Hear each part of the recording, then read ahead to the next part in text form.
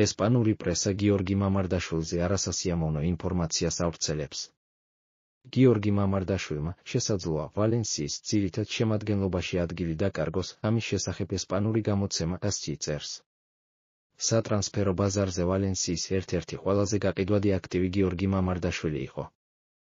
ამიტომ ლივერპულმა ამ შესაძლებლობით ისარგებლა, რათა სამომავლოდ ძალიან ნიჭიერი მეკარე ჰყოლოდა.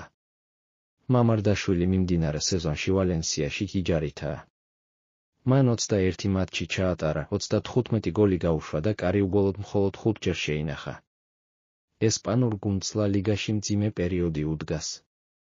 პრობლემა ქართველი მეკარე არ არის, თუმცა ბოლო დროს ის შეცდომებს უშვებს. ამიტომ შესაძლოა სასტარტო შემადგენლობაში ადგილი დროებით ფორმისა და მოსალოდნელი ტრანსფერის გამო დაკარგოს.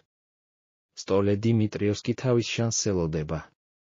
შესაძლებელია სეზონის განმავლობაში ვალენსიის პირველი ნომერი სწორედ ჩრდილოეთ მაკედონიელი მეკარე გახდეს. ეს კი ნიშნავს, რომ მამარდაშვილის დრო ვალენსიაში დასასრულს უახლოვდება. მიუხედავად ამისა, ქართველი ლივერპულის მთავარ პერსპექტივად და მნიშვნელოვან შენაძენად რჩება. გავრცელებული ინფორმაციით, ლივერპული მზადა მომდევნო სატრანსფერო ფანჯრის დროს კაიომინ კელეჰერი, ამაზე Football Insider წერს, გაყიდოს, ხოლო გიორგი მამარდაშვილი ის მეკარე იქნება, რომელიც მომავალ სეზონში ენფილდზე ირლანდიელის ადგილს დაიკავებს, ამტკიცებს ესპანური გამოცემა.